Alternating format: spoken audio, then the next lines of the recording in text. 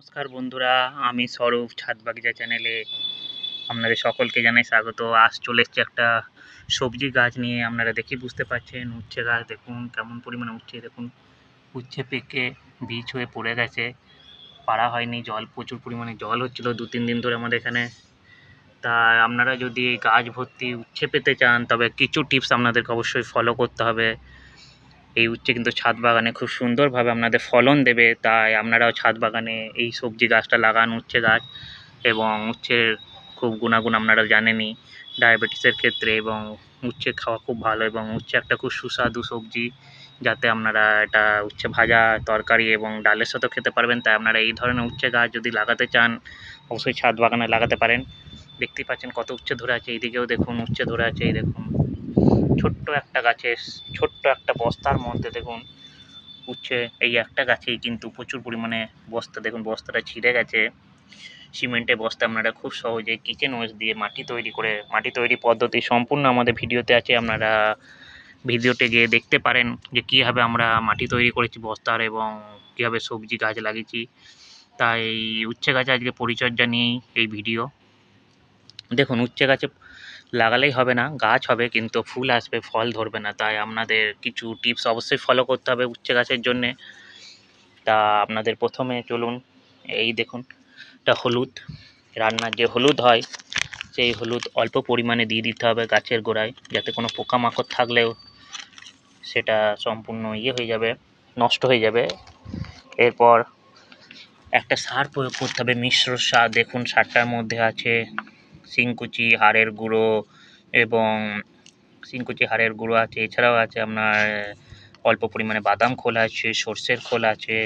এগুলো মিক্স করে কদিন রেখে দেবেন, তারপরে সঙ্গে সঙ্গে দিলেও হবে, কিন্তু অল্প পরিমাণ দিতে হবে। আর যদি মিক্স করে রাখেন কোনো অসুবিধা নেই, ভালো হবে সারটা। তাই আপনারা মিক্স করে কদিন রেখে দিয়ে এই মিক্স সারটা আপনারা অবশ্যই গাছের গোড়ায় দেন। এই দেখুন এই পরিমাণ অল্প পরিমাণ দিয়ে দেন, এবং চারিদিকটা দিয়ে দেন।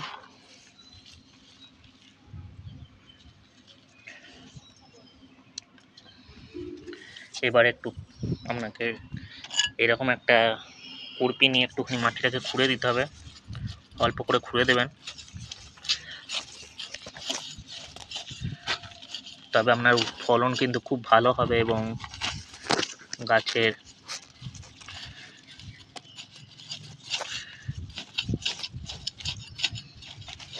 তারপর অল্প পরিমাণে একটু জল দিয়ে দেবেন।